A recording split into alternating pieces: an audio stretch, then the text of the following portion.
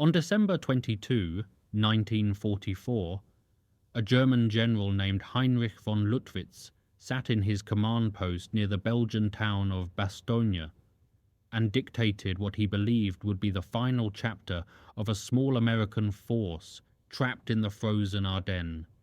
His 47th Panzer Corps had surrounded the town with 27,000 men and over 200 tanks. The Americans inside were outnumbered, outgunned, running low on ammunition, food and medical supplies. They had no air support because fog had grounded every Allied plane for days. Von Lüttwitz had seen this situation before. He knew how it ended. Surrounded armies surrendered. It was the honourable thing to do.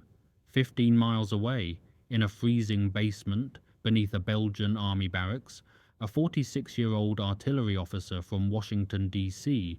was catching his first sleep in 3 days.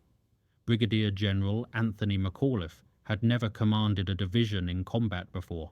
He was filling in because the actual commander was in Washington for a conference. His paratroopers had arrived without winter clothing, without adequate ammunition, without tank support. They were airborne troops trained to fight for 3 days until relieved. This was day 4, and no relief was coming. Von Lüttwitz believed the Americans would see reason. McAuliffe was about to teach him something about American soldiers that German generals consistently failed to understand. The misjudgment began with the offensive itself. Adolf Hitler had staked everything on one final gamble in the West. By December 1944, Germany was being crushed from both directions. Soviet armies were pushing toward Berlin from the east. Allied forces had liberated France and were pressing against the German frontier in the west. Hitler's generals understood that defeat was inevitable unless something dramatic changed the strategic situation. Operation Watch on the Rhine was Hitler's answer.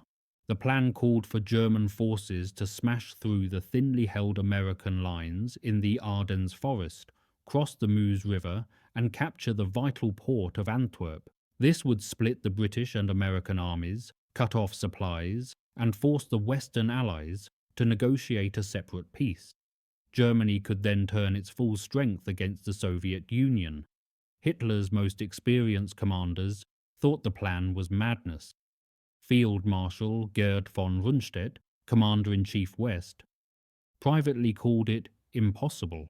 Field Marshal Walter Model, commanding Army Group B, had built his reputation as a defensive specialist who could salvage hopeless situations. Both men were deeply skeptical of an offensive that staked everything on speed and surprise against an enemy with overwhelming material superiority. Model told a subordinate that the offensive had less than a 10% chance of succeeding, but added that it was necessary.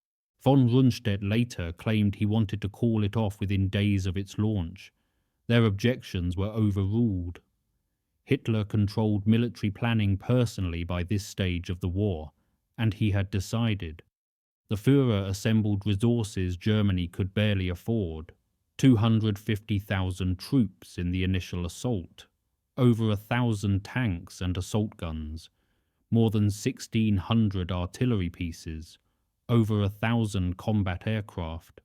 It was the largest German offensive on the Western Front since 1940, and it represented Germany's last strategic reserve. If it failed, there would be nothing left to try. The plan depended entirely on speed. German panzer divisions had to reach the Meuse within 4 days before the Allies could react. The Luftwaffe meteorologists had identified a period of bad weather that would ground Allied aircraft, neutralizing the devastating air superiority that had crushed German operations since D-Day. Everything hinged on exploiting that narrow window before the skies cleared, and every German commander understood that speed depended on one small Belgian market town sitting at the junction of 7 major roads, Bastogne. In the dense forests and deep valleys of the Ardennes highlands, roads were everything. Tanks could not maneuver off-road in that terrain. The Ardennes was not tank country. It was a maze of steep hills, dense pine forests, and narrow valleys carved by rivers with unpronounceable Belgian names. Supplies could not move cross-country. Reinforcements could not advance through the forests. The few paved roads that wound through the region were the only viable routes for moving an army westward. Bastogne sat at the centre of this road network like a spider at the centre of its web. 7 major highways converged on the town, a market centre of about 4,000 people in peacetime. Whoever controlled Bastogne controlled access to the west. Von Lüttwitz was explicit about this in his orders. The town had to be captured before his corps could venture too far westward. Every hour of delay at Bastogne was an hour the Allies gained to organize their response. The German High Command expected Bastogne to fall quickly. Their intelligence assessed the American forces in the Ardennes as a mix of green divisions that had never seen combat and exhausted divisions sent there to recover from heavy fighting elsewhere. The Ardennes was considered a quiet sector, a place where new units could gain experience and battered units could rest. The Germans had achieved complete surprise by attacking there. The initial assault on December 16, 1944, began at 5:30 in the morning with a 90-minute artillery barrage using over 1,600 guns across an 80-mile front. German forces used searchlights aimed at low clouds to create artificial moonlight for their infantry advance, an eerie illumination that added to the confusion among American defenders who had no idea what was happening. The first days were catastrophic for the Americans. Entire regiments were overrun, communications collapsed, units that should have supported each other found themselves fighting in isolation. 7,000 men from the 106th Infantry Division surrendered at the Schnee-Eifel on December 19th, the largest mass surrender of American troops since the Civil War. German generals believed the pattern would continue. They had seen this before in France in 1940 and in Russia in 1941. Surrounded forces surrendered. It was what happened. What they did not account for was what was racing toward Bastogne through the night. The 101st Airborne Division received its alert at Camp Mourmelon in France on the evening of December 17. Most of the men were recovering from the brutal fighting in Holland during Operation Market Garden, where the division had suffered heavy casualties trying to hold the highway to Arnhem. Many had weekend passes. Winter gear was in short supply because no one expected the division to return to combat so quickly. The division commander, Major General Maxwell Taylor, was attending a conference in Washington and would miss the entire battle. He later called his absence one of the greatest disappointments of his career. None of that mattered. Within hours, over 11,000 paratroopers were loading onto 380 trucks for the 100-mile journey to Bastogne. They travelled through rain and sleet with headlights blazing despite the risk of German aircraft, because speed was more important than caution. The convoys stretched for miles along the frozen roads of northeastern France. Men who had expected to spend Christmas in relative comfort found themselves heading toward the sound of distant artillery. Brigadier General Anthony McAuliffe rode at the head of the column. He was the division artillery commander, the senior officer present with Taylor away. He had graduated from West Point in 1918, too late for the First World War, and had spent most of his career in staff positions and artillery units. He had made his first and only combat jump into Normandy on D-Day, leading the artillery headquarters group despite having no formal parachute training. He did not look like a hero. He was balding, bespectacled, soft-spoken, but he was methodical, calm under pressure, and his men trusted him. Those qualities would matter more than appearance in the days ahead. The division reached Bastogne just after midnight on December 19th. By 9 in the morning, the entire force was in position around the town. They had arrived approximately 4 hours ahead of the leading German units, 4 hours. That narrow margin would determine the fate of Hitler's last offensive. The race had been that close because of what happened at a tiny village called Neuville, 6 miles north of Bastogne. Combat Command B of the 10th Armoured Division had arrived the evening before the paratroopers, and its commander, Colonel William Roberts, made a decision that military historians still study. Instead of concentrating his roughly 2,800 men and 75 tanks for a conventional defence, he split his force into 3 teams and sent them to block the main roads into Bastogne. This violated conventional military doctrine. You were not supposed to divide a small force in the face of a larger enemy. But Roberts understood something that the textbooks did not cover. He was not trying to defeat the Germans. He was trying to buy time.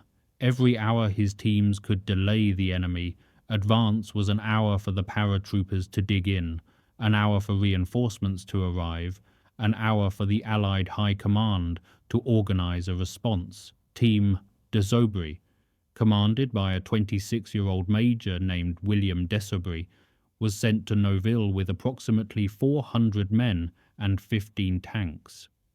Their mission was simple in concept and nearly impossible in execution. Delay the enemy as long as possible.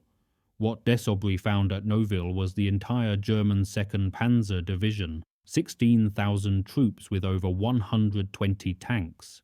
The disparity was staggering. 1 American soldier for every 40 Germans, 1 American tank for every 8 German panzers. Any staff officer looking at those numbers would have concluded that Team Desaubry would be destroyed within hours.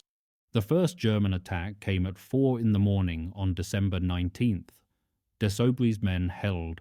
They could not see the enemy in the fog and darkness, but they could hear tank engines and tracked vehicles moving around their positions.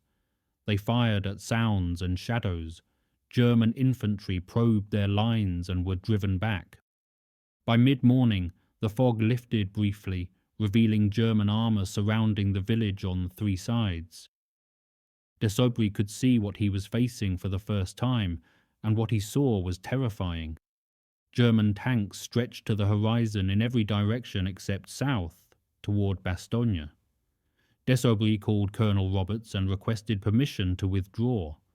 Roberts put him on hold while artillery shells exploded outside Desaubry's command post. The conversation became surreal. Desaubry was describing a desperate tactical situation, while Roberts calmly considered the operational implications. When Roberts came back on the line, he gave Desaubry a choice. He could stay or pull out. Reinforcements were coming, but they might not arrive in time. Desaubry chose to stay. He was 26 years old, facing the destruction of his command, and he chose to stay. The reinforcements did arrive, a battalion of paratroopers from the 506th Parachute Infantry Regiment under Lieutenant Colonel James Laprade. Together, the combined American force held Neuville for another full day, destroying at least 30 German tanks and inflicting heavy casualties before withdrawing on December 20th. Team Desaubry lost half its strength. Approximately 400 American soldiers were killed, wounded, or captured. Laprade was killed when an explosion struck his command post. Desaubry himself was severely wounded and spent the rest of the war in a German prison hospital. But those 48 hours of delay proved decisive. Without them, German armour would have reached Bastogne before the 101st Airborne could establish defensive positions. The entire battle might have ended differently. Similar actions occurred on every road leading into town. Team Cherry blocked the eastern approaches and was nearly destroyed. Team O'Hara held the southern roads against repeated assaults. Small American units, often badly outnumbered, fought desperate delaying actions that bought hours and sometimes days. The cumulative effect was to throw the entire German timetable into chaos. Panzer divisions that should have been crossing the Meuse River by December 20th were instead stuck in traffic jams east of Bastogne, burning precious fuel they could not replace. By December 21, the encirclement was complete. All 7 roads into Bastogne were cut. Approximately 18,000 American defenders and 3,000 Belgian civilians were trapped inside a perimeter, roughly 5 miles in diameter. The Siege of Bastogne had begun. The conditions inside the perimeter deteriorated rapidly. This was one of the coldest, snowiest winters in 25 years. Temperatures dropped to around -10 degrees Celsius at night, feeling far colder with the biting wind. The paratroopers had arrived without winter gear because there had been no time to issue it. Many still wore the jump boots designed for fair weather operations, boots that offered almost no protection against the frozen ground. Men wrapped their feet in burlap sacks and gunny sacks to prevent frostbite. Water in canteens froze solid within minutes of being filled. Soldiers learned to keep their rifle bolts warm inside their jackets so the mechanisms would not jam. Trench foot became more common than combat wounds. Men who could not keep their feet dry developed the painful, debilitating condition that made walking agony and could lead to amputation if untreated. 17,000 American soldiers were hospitalized for cold injuries during the entire Ardennes campaign. Inside Bastogne, soldiers rubbed each other's feet to maintain circulation, a strange intimacy born of necessity. Medics who had been trained to treat gunshot wounds found themselves treating frostbite instead. The men coped in different ways. Some wrote letters they knew might never be mailed, some prayed, some told jokes that grew darker as the days passed. Chaplains moved from foxhole to foxhole, offering what comfort they could to men who had not slept in days. The routines of military life continued even in extremity. Guard shifts rotated, ammunition was counted and recounted. Officers inspected their lines and made notes for reports that might never be filed.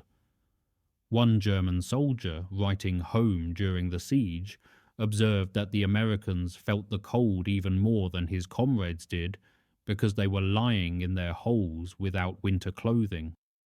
He was right about the physical suffering. But he was wrong about what that meant. He assumed cold soldiers would be demoralized soldiers, soldiers ready to surrender. He did not understand that the men freezing in those foxholes had something German military culture consistently underestimated. The supply situation became critical by December 22. Artillery ammunition was rationed to 10 rounds per gun per day, a starvation allowance for defending against armoured attacks. Normal defensive operations might consume 10 times that amount. The 463rd Parachute Field Artillery Battalion was down to only 9 rounds of high explosive ammunition. Commanders had to calculate whether each target was worth the shells it would cost to destroy. Food supplies had dwindled to barely 1 day's worth of rations for 18,000 men. Soldiers ate flapjacks made from flour scavenged from an abandoned Corps bakery. Belgian civilians shared what little they had, potatoes and poultry and the occasional slaughtered cow. No one went hungry enough to affect combat effectiveness, but no one was comfortable either. Gasoline was nearly exhausted. Vehicles were kept running only when absolutely necessary. The cold meant that engines left idle would not restart. Commanders had to choose between saving fuel and keeping their vehicles operational. The medical situation was worse than any of these material shortages. On the night of December 19th, German forces had captured the division's medical company near the village of Herbemont. Approximately 143 medical personnel, including the chief medical officer, were now prisoners. One soldier, Private First Class Henry Sullivan, was killed during the capture. The division that had started with a full complement of surgeons and medics was suddenly reduced to 2 medical officers, 2 dental officers, 4 administrative officers, and approximately 113 enlisted men to care for all wounded. By December 21, over 1,300 wounded men lay in aid stations around Bastogne, with at least 150 of them seriously wounded.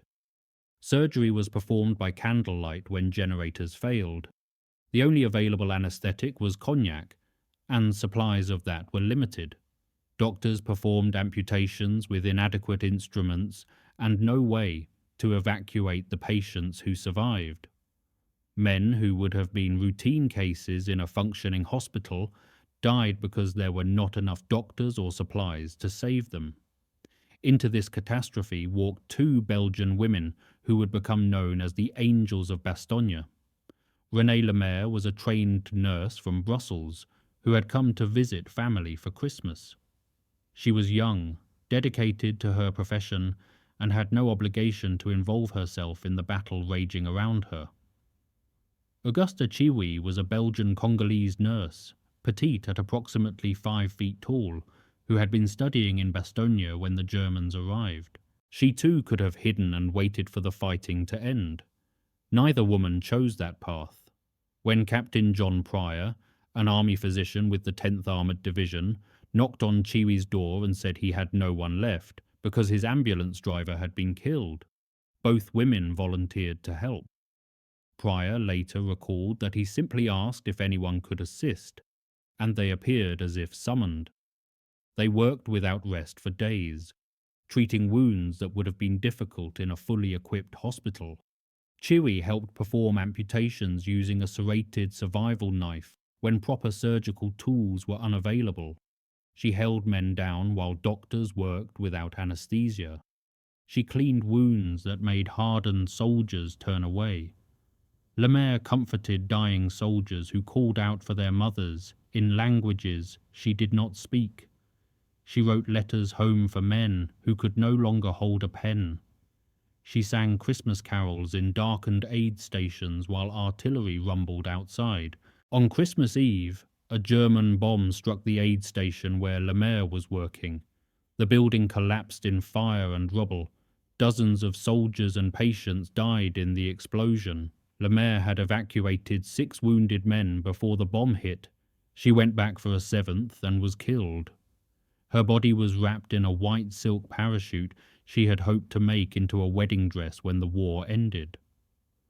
Augusta Chiwi survived and continued treating wounded until the siege was lifted. For decades, her story was forgotten. She returned to her nursing career and said little about what she had done. It was not until 2011 that she received the United States Army Civilian Award for humanitarian service at the age of 90. She died in August 2015, having never sought recognition for what she did in those frozen December days. This was the situation when 4 German soldiers approached American lines on the morning of December 22, waving white flags made from a Belgian bedspread. The German delegation consisted of a major named Wagner from von Lüttwitz's corps staff, a lieutenant from the Panzer Lehr Division named Helmuth Henke, who spoke fluent English, and 2 enlisted men.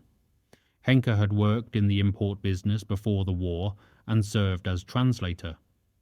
He carried a briefcase containing a typed ultimatum addressed to the American commander. The Germans had brought their own blindfolds, a detail suggesting they expected negotiations to follow. The ultimatum had been typed on an English typewriter, with German characters added by hand. It was a formal document, carefully prepared, reflecting von Lüttwitz's confidence that the Americans would see reason.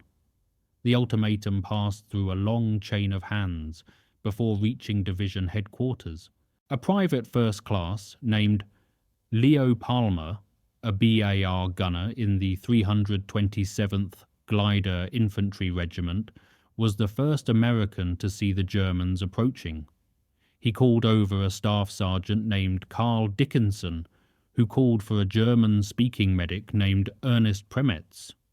The message travelled up through company headquarters to Captain James Adams, through battalion to Major Alvin Jones at regimental headquarters. Jones finally drove it to McAuliffe's command post in the basement of the Heinz barracks. The text of the ultimatum was formal and threatening.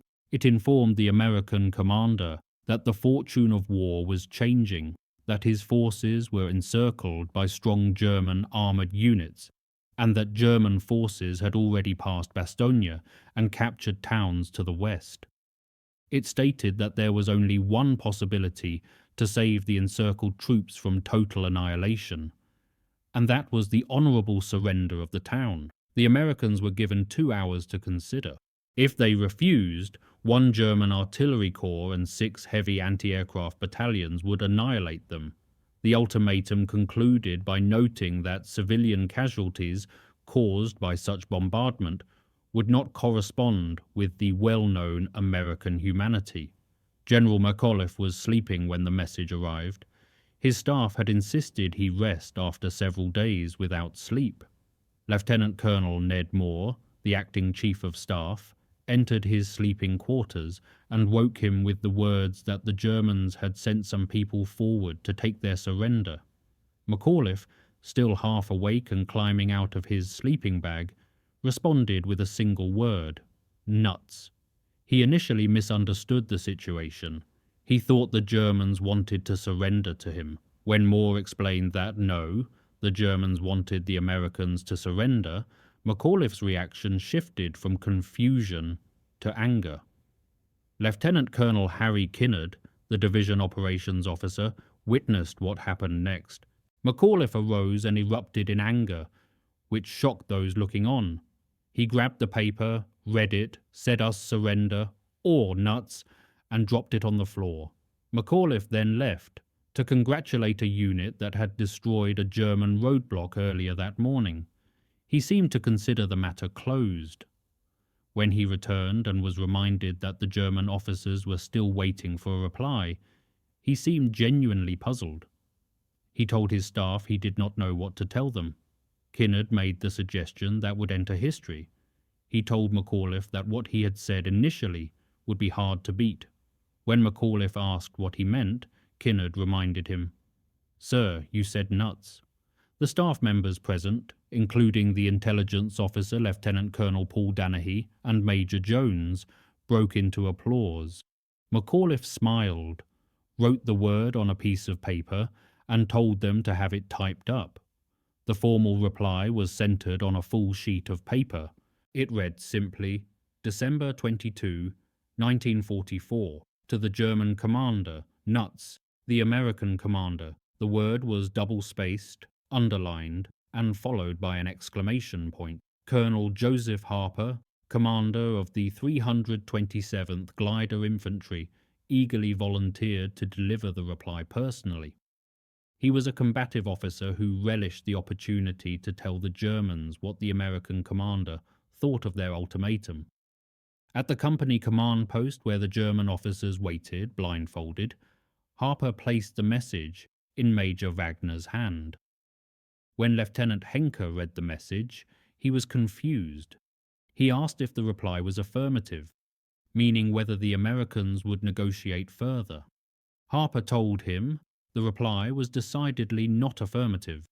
When their blindfolds were removed and the Germans still seemed uncertain about what the word meant, Harper instructed Premetz to translate. Premetz considered his options and rendered the response as "you can go to hell." Harper then added his own message for emphasis. "If you continue to attack, we will kill every goddamn German that tries to break into this city." Henke replied calmly that they would kill many Americans because that was war. As the Germans departed, Harper called after them, "If you don't know what I am talking about, simply go back to your commanding officer and tell him to just plain go to hell." Major Wagner was visibly angry. He threw his blindfold away as he passed Palmer's foxhole. Palmer caught it and used it to clean his automatic rifle before throwing it away himself, unaware of its historical significance. Back at German headquarters, the reaction to the reply was a mixture of confusion and frustration. General Fritz Bayerlein, commander of the Panzer Division and former chief of staff to Erwin Rommel in North Africa, urged an immediate artillery bombardment as promised in the ultimatum. Von Lüttwitz had to inform him that the heavy artillery had already been moved forward past Bastogne to support the westward advance. The guns that were supposed to annihilate the Americans were no longer in position to do so. The artillery threat in the ultimatum had been largely a bluff, and now the bluff had been called. General Heinz Kockott, whose 26th Volksgrenadier Division would lead the main assault on Bastogne, later reflected on the American response with grudging respect. He wrote that the commander in charge of the Bastogne forces had declined surrender with remarkable brevity, and that this response was fully in accord with the stubborn tenacity displayed by the defending forces. The toughness the Americans displayed in battle, Kockott admitted, had earned them a healthy respect from their enemies. General Hasso von Manteuffel, commanding the 5th Panzer Army, was furious when he learned about the surrender demand. He had not authorized it. Von Lüttwitz had acted on his own initiative, and the result was an embarrassment. Manteuffel stated emphatically after the war that the demand to surrender was refused, as was to be expected. Unlike von Lüttwitz, Manteuffel understood that elite American airborne troops would not surrender simply because they were surrounded. That was the entire point of airborne training. They were supposed to be surrounded. They were supposed to fight until relieved. The day after the surrender demand, everything changed. For nearly a week, fog and low clouds had grounded every Allied aircraft.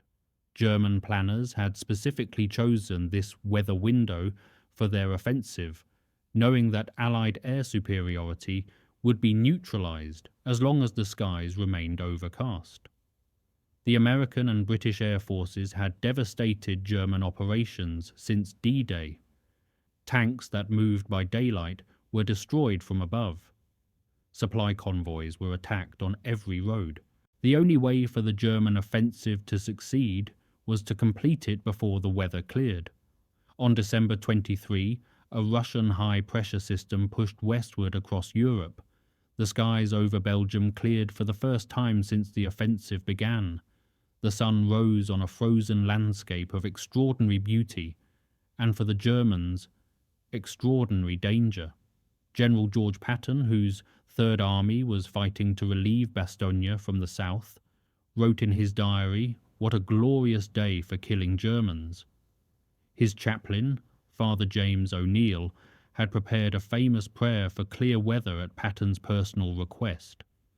Whether divine intervention or meteorology deserves credit, the results were immediate and devastating.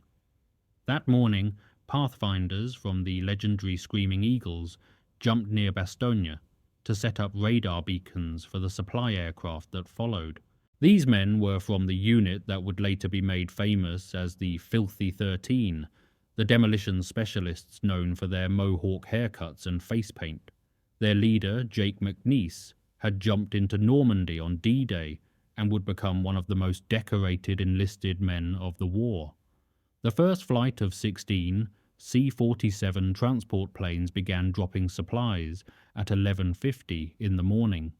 The aircraft came in low, vulnerable to German anti-aircraft fire, their pilots maintaining steady courses so the parachute bundles would land where the defenders could retrieve them.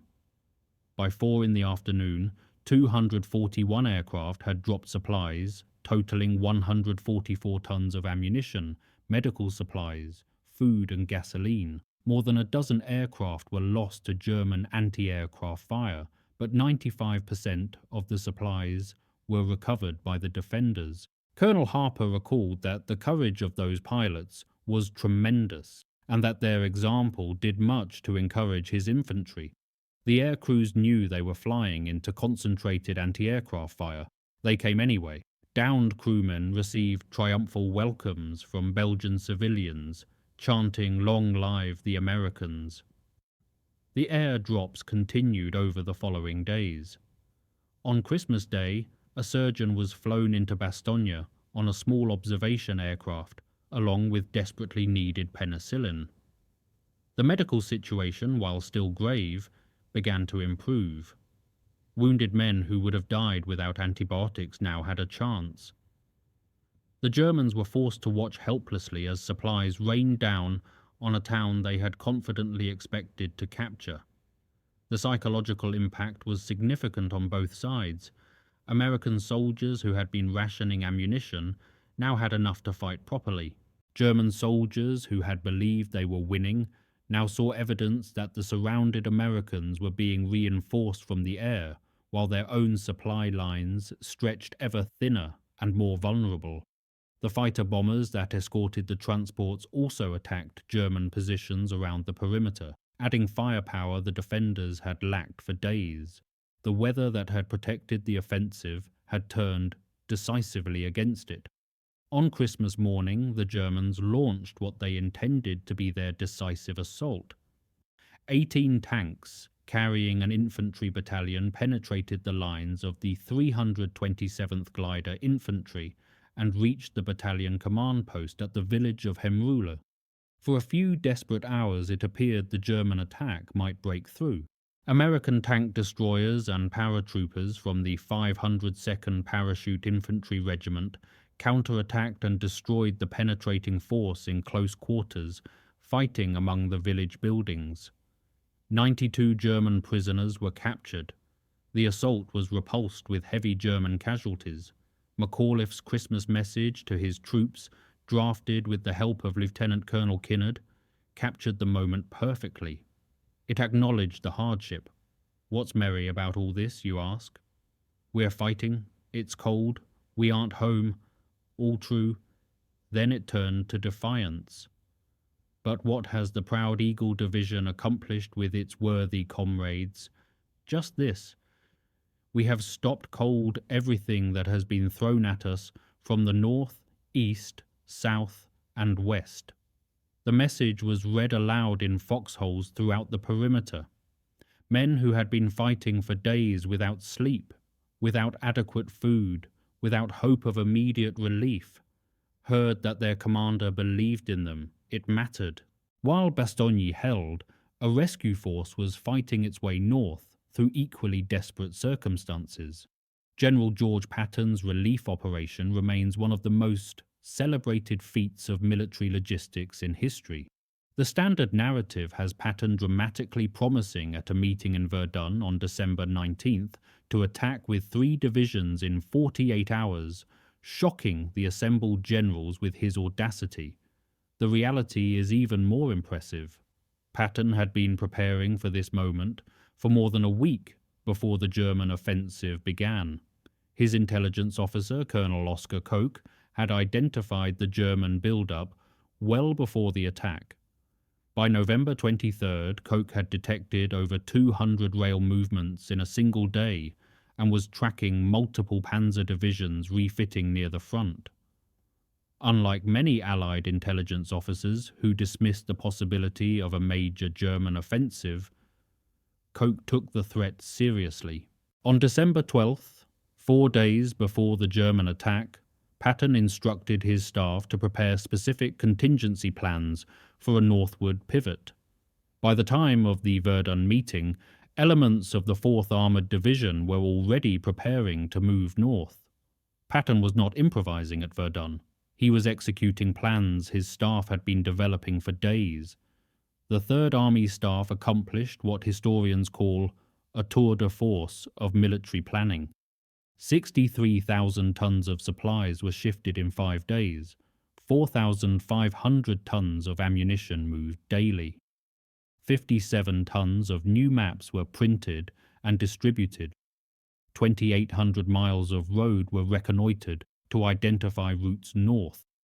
The 4th Armoured Division covered 150 miles in a 19-hour road march over icy roads. The relief force faced stubborn German resistance from the beginning. The 5th Parachute Division, 26th Volksgrenadier Division and Panzer Lehr Division all stood between Patton and Bastogne. The Germans understood that relieving Bastogne would doom their offensive, and they fought accordingly. Progress was measured in yards, often at heavy cost. Combat Command B was ambushed near the village of Chaumont, losing 11 tanks. By December 25th, the 37th Tank Battalion was down to just 20 operational medium tanks. On December 26th, Lieutenant Colonel Creighton Abrams suggested a bold dash through the village of Assenois. Abrams would later command American forces in Vietnam and have the M1 Abrams main battle tank named in his honor. But on that December afternoon, he was simply a tank battalion commander looking for a way through the German lines. American artillery rained over 2,300 shells on enemy positions as the armored column advanced. Leading the column was an M4A3E2 Sherman tank, known as Cobra King, an assault variant with enhanced armor designed to survive direct hits that would destroy a standard Sherman. Its crew consisted of 5 men: the commander, First Lieutenant Charles Boggis; the driver, Private Hubert Smith; the bowgunner, Private Harold Hafner; the gunner, Corporal Milton Dickerman; and the loader, Private James Murphy. They fought through German positions for several miles, emerging into the Bastogne perimeter at approximately 4:50 in the afternoon. Boggis dismounted and made contact with engineers from the 326th Airborne Engineer Battalion. 20 minutes later, Lieutenant Colonel Abrams shook hands with General McAuliffe. The Siege of Bastogne was broken. Boggis later reflected that he believed it was appointed to each man to have a few minutes of glory in his life. His lasted just over 20 minutes. McAuliffe's greeting was characteristically understated. "Gee, I am mighty glad to see you." The strategic consequences of Bastogne extended far beyond the town itself. By holding the road junction, the American defenders had disrupted the entire German offensive. Panzer divisions that should have been racing for the Meuse River were instead stuck in traffic, or fighting costly battles around a town that was supposed to fall in hours. The German 2nd Panzer Division, which had bypassed Bastogne and pushed furthest west, ran out of fuel at the village of Chelles, approximately 3 miles from the Meuse River. There it was destroyed by the American 2nd Armored Division. The spearhead of Hitler's last offensive died within sight of its objective, stranded without the fuel that would have flowed through Bastogne's roads. The overall Battle of the Bulge continued until late January 1945, but the German offensive was effectively broken by the end of December. The Wehrmacht had committed its last strategic reserve of tanks, fuel and trained soldiers to an operation that achieved none of its objectives. Those resources could never be replaced. The road to Berlin lay open. American casualties at Bastogne were heavy. The 101st Airborne Division lost 341 killed, over 1,600 wounded, and more than 500 missing between December 19th and January 6th. Combat Command B of the 10th Armored Division suffered approximately 500 casualties. The 4th Armored Division's relief operation cost roughly 1,000 killed and wounded. Total American casualties in the Bastogne area reached approximately 2,700 men. German casualties were higher. Approximately 3,000 German soldiers died in the fighting around Bastogne. Nearly 7,000 are buried in the German military cemetery near the town. The Panzer Lehr Division, one of Germany's elite armoured formations, was virtually destroyed and would never again be an effective combat force. Hundreds of Belgian civilians from Bastogne and the surrounding villages were killed during the battle. The broader Battle of the Bulge cost America over 19,000 killed and between 75 and 81,000 total casualties. German losses reached between 80,000 and 120,000 casualties, along with over 1,400 tanks and armoured vehicles that Germany could not replace. Winston Churchill, speaking to the House of Commons on January 18, 1945, took care to emphasize that it was undoubtedly the greatest American battle of the war, an ever-famous American victory. After the war, the Army's official historian S.L.A. Marshall conducted extensive interviews with commanders on both sides. His book Bastogne, The First 8 Days, drew from hundreds of interviews with American participants. Marshall also held interrogation conferences with von Lüttwitz, Bayerlein, and Kokott. The German generals were cooperative, willing to discuss their decisions and mistakes with professional detachment. Von Lüttwitz was visibly shocked when he met Colonel Kinnard, who had served as McAuliffe's operations officer throughout the siege. He asked repeatedly whether Kinnard was certain he had been chief of operations. Was it not possible that he was only the chief for one regiment? The German general found it difficult to believe that such a young officer had been a principal antagonist in a battle that had consumed his corps. The German generals consistently expressed surprise at American performance. They had expected professional soldiers to recognize when a situation was hopeless. They had expected rational calculation to govern American decisions. What they encountered instead was something their military culture had not prepared them for. General McAuliffe returned to a hero's welcome after the war. His one-word reply had captured something essential about American character, a refusal to be intimidated that resonated with a nation at war. He continued his military career, eventually commanding United States Army forces in Europe, before retiring in 1956. He settled in the Washington, D.C. area and lived quietly until his death on August 10, 1975. He never sought to capitalize on his fame. When asked about the reply in later years, he seemed almost embarrassed by the attention. Those who knew him confirmed that the general rarely used profane language. Nuts was part of his normal vocabulary. He had simply said what came naturally. His men remembered him differently than the headlines portrayed him. They remembered a commander who shared their hardships without complaint, who ate the same rations they ate and slept in the same cold they endured. They remembered a man who remained calm when situations seemed hopeless, who never raised his voice even when subordinates made mistakes, who trusted them to do their jobs without micromanagement. They remembered someone who led by example rather than by intimidation. These were not qualities that made headlines, but they were the qualities that held Bastogne when everything suggested it could not be held. The town itself has never forgotten. The central square was renamed Place General McAuliffe. A Sherman tank and a bronze bust of the general stand as permanent memorials. Every December, the people of Bastogne commemorate the battle with ceremonies attended by historians and descendants of those who fought. Belgian children place flowers on American graves.